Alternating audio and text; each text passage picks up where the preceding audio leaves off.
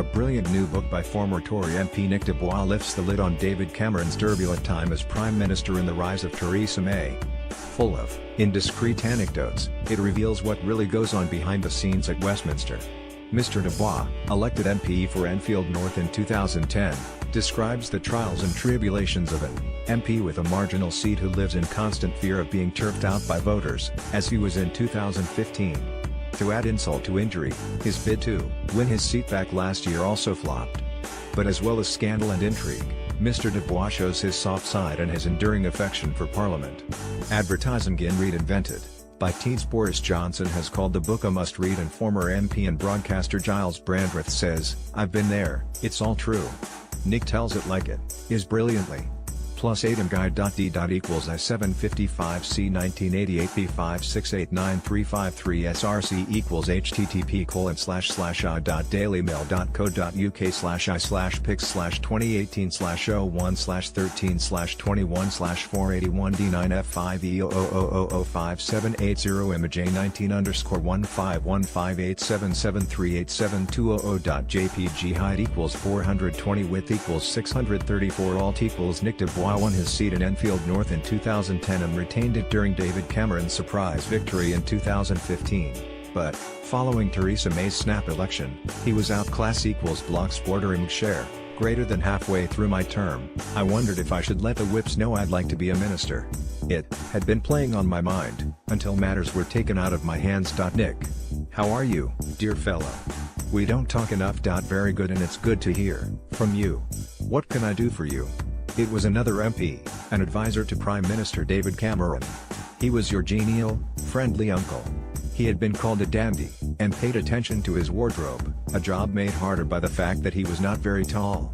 What he lacked in stature at the dispatch box he made up for in wit and charm. I always felt the urge to grab him by the feet and head, and stretch him out from his snugly fit suit to add a few inches. Irrational, but better than stretching his neck. You were listed as question number 1 to the PM on Wednesday, and this is always a softball question, he said. I know, I said.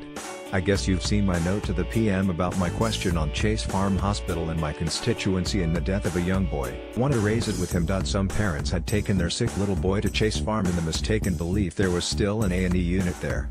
Tragically, he could not be saved. Nick, this is a tricky one for the PM to respond to as a first question, and we wonder if you could be more helpful. I can fix it for you to see him privately on this issue another time. Look, there's huge public interest. I'm going to ask the question. Righto.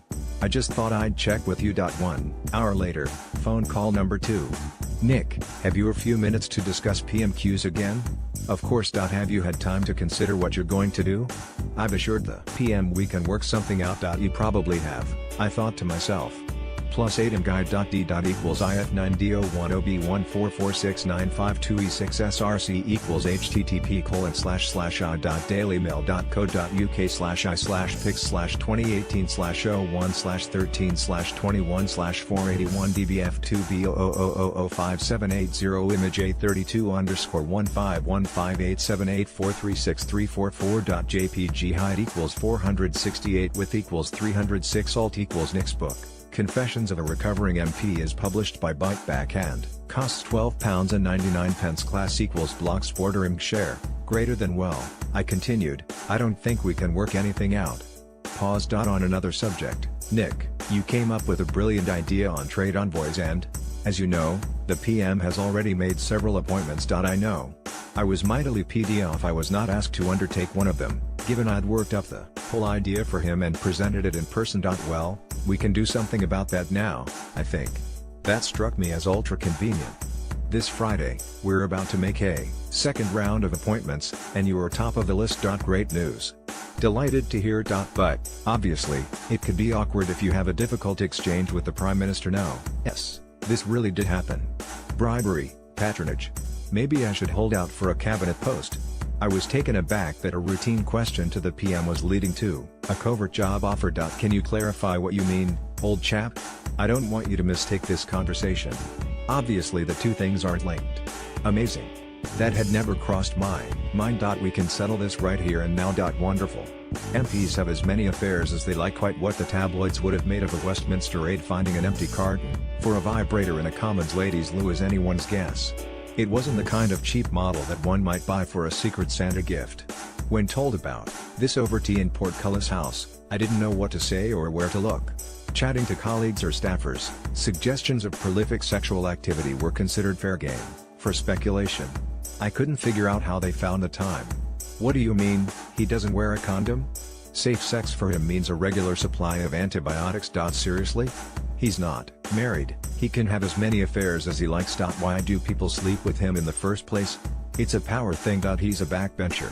We have no power. Most people think MPs are all a step away from the cabinet, and that's intoxicating. That was definitely not my experience. You can offer me the post of foreign effing secretary, but I'm asking the bloody question. And I did ask the question, that is, not become foreign secretary. David Cameron answered it and agreed to meet with me. The temptation to revisit his advisor's neck and stretch it was growing. He saw a legitimate question as a threat, and, because of that, I never got the chance to be a parliamentary trade envoy, which I'd loved to have done. The offer of the role turned out to be genuine. The trade minister's PPS came up to me and congratulated me, as she had seen my name at the top the list of next appointments. She was very surprised I was removed for insisting on asking a question deemed unhelpful. A year later, 2 days after I lost my seat in 2015, Mr. Cameron phoned me to offer his condolences. He said, "We'll help you sort something to keep you busy. Contact the number 10 public appointments office. If they wanted help in promoting UK exports, I was ready and willing. Judging by what the PM told me, this wouldn't be a problem." Then, another familiar voice. "Nick, what are you up to these days?" "Not a lot, Minister. I'm thinking of writing a book. Wonderful, but what a waste to us. Crikey, I thought. He gets it. I wonder if he's going to make up for stopping me being a trade envoy?" Yes, it was the same chap. He grandly instructed his advisor, "See what we can do to help this great fellow." I never heard from them, of course. Does patronage work? Of course it does. It is a powerful government tool to keep MPs in line. I never did become a trade envoy. Dressing down from taciturn Theresa, whose odd manner cost us the election when it seemed David Cameron might lose the 2015 election, some cabinet members started running surgeries in the tea room.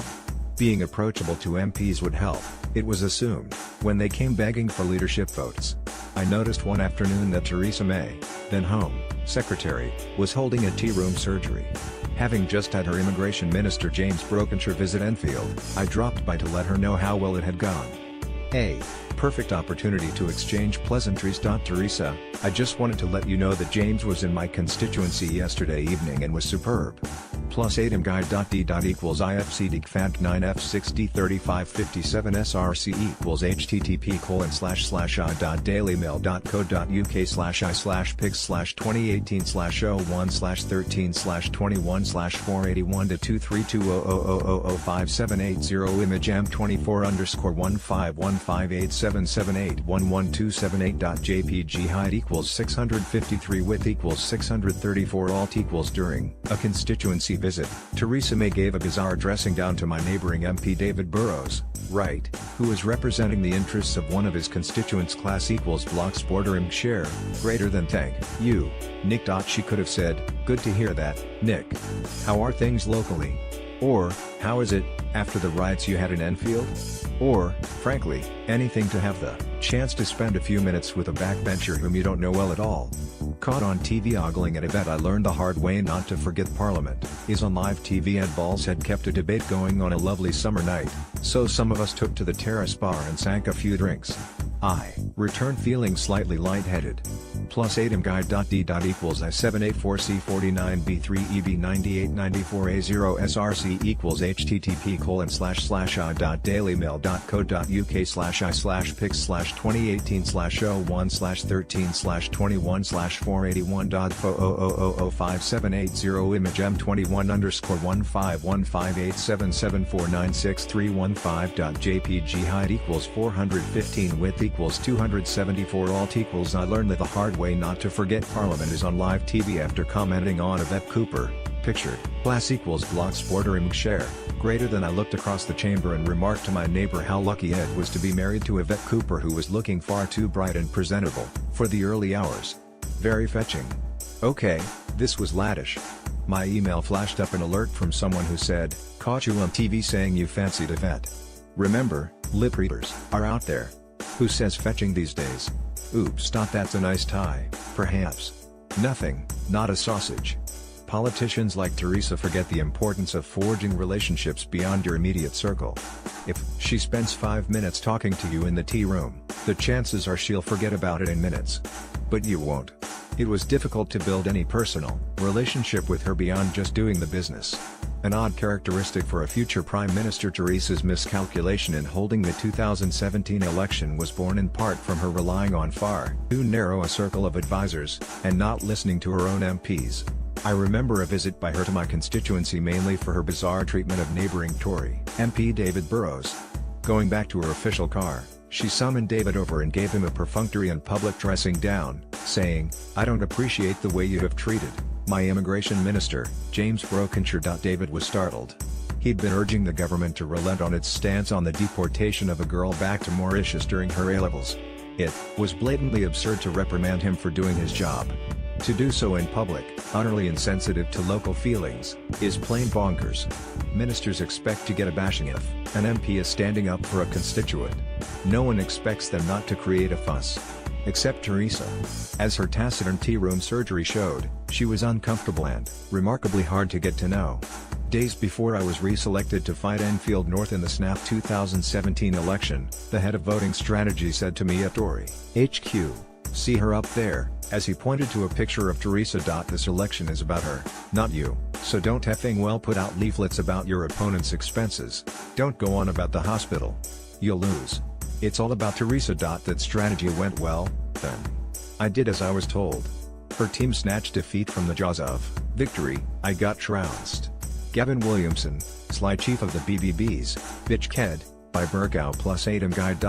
equals IDBFCD5F3F08652A8SRC equals http://.dailymail.co.uk/i/pics/2018/016-21/481-7B10005780 image A22_151587769342.jpg height equals 464 width equals 306 alt equals class equals blocks border img share, greater than the speaker regularly picked on a few Tory MPs, such as the then PPS to David Cameron, Gavin Williamson, for shouting at and taunting Labour during Prime Minister's questions.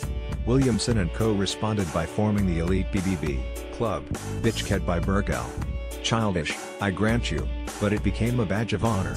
Gavin was regularly castigated as he flung challenging propositions at Labour. Most were respectable. Some, less so. He did it without interruption from the Speaker by enlisting the support of Andrew Bingham, former Tory MP for High Peak. Andrew routinely sat behind the Prime Minister, by being first into the chamber on Wednesday to reserve his seat for prayers, before the day's session begins. In one of the House's bizarre customs, we are not permitted to reserve places in the chamber, but can do so for prayers, basically the same thing. Andrew ruthlessly exploited it by reserving the seat next to Gavin, who, as PPS to the PM, always occupied the seat directly behind the Prime Minister. To his left was Andrew. Bingham. Lean forward so your nose is almost touching the PM's back when he is sitting down. Why? Put your phone down as well. Okay, why? Burkow won't be able to see me, and I can continue to heckle. And he did, with consummate skill. Sign a letter to a voter? Read one? Don't be so bloody silly having a marginal seat. I found colleagues with big majorities irritating. Take the member for a leafy seat where they weigh his vote rather than count it. Returning to the tea room for a break, having signed and read 80 constituency letters, I was having a gentle whine about the time it consumes. The leafy member proffered unsolicited words of wisdom. Sign your letters? Don't be bloody silly. No one signs their letters personally anymore. And as for reading them, no one. That is, except a marginal seat MP who thinks that the personal touch matters. I challenged him and was patronized for 5 minutes with a, "Dear boy, you'll learn." He continued chortling and slurped his soup just as Nanny taught him, without spilling it over his regimental tie. I fear for the Tories' future with people like that. Thankfully, they're a diminishing breed, often, as in this case, dispatched to the Lords. I'm not saying all MPs with safe seats are lazy BDS, of course. Gertzie to Camilla? Not my wife. My wife Helen and I disagreed profoundly on the subject of Charles and Diana's divorce. I was in the Charles and Camilla camp, while Helen had both feet entrenched, no, cemented, in the Diana fan club tent. When an invitation arrived to take tea with the prince at Clarence's house, her preferences resurfaced. I won't be going to this. But don't let me stop you. Plus Adam guide. D. Equals I40E7C7E1401E2188 SRC equals http://dailymail.co.uk/i/pics/2018/01/13/21/481 db5f0000578 image A2515158779581114. Height equals 794 width equals 634 alt equals Nick De Bois, pictured with his wife Helen, found out that she was reluctant to meet Prince Charles, and believed that William should be the next monarch. Class equals Blocksporter share, greater than O, come on, it will be amazing. I don't want to take tea with him. You toddle off and cozy up to royalty if you wish. I don't like what he did to Diana. Come and support me as an MP. I'll miss you, I said with a lost puppy expression. Okay. I bloody come. But don't think I won't let him know what I think of him and that woman if he speaks to me. Check out the treason laws first, I said, fleeing the room. Regrets over my £64 taxi. I thought expenses wouldn't be an issue for me. I wouldn't claim meal or food allowances and had no second home, since I live 16 miles away in Enfield. I discovered otherwise, leaving the Commons at 2 a.m. after a debate. Under expenses rules, I could claim for a hotel after 11 p.m. I.D. equals ICBF 80996CC230FFSRC equals http://dailymail.co.uk/pics/2018/01/13/21/481 dbcd 5000578 image M27_1515878108477. Height equals 135 width equals 274 alt equals taking a taxi home after a 2 a.m. debate landed me with the honor of being London's most expensive travel claim. Class equals Blocksporter share, greater than it was cheaper to get a taxi, and even better value as I shared it with neighbouring MP, David Burrows. At 3 a.m. I was duly dumped outside my house, £64 later. The taxpayer had done well, I thought. The London Evening Standard disagreed. London's most expensive travel claim, its headline screamed. 2 weeks later, we were strolling down the mall.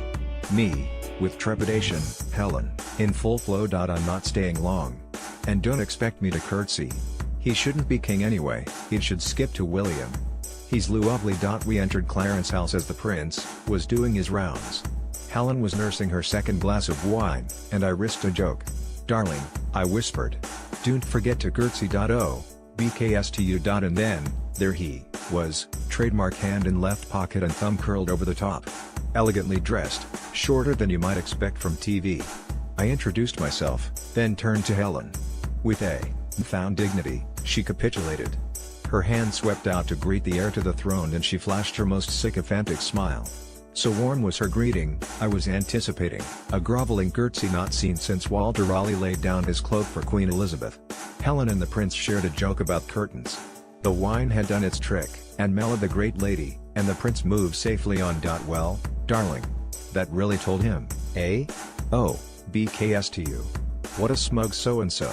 Being a London MP, there's an expectation you can pop back anytime to the constituency. And when there's a full-blown crisis, like a public meeting to discuss the government's plan to close your local A&D unit, a marginal seat MP's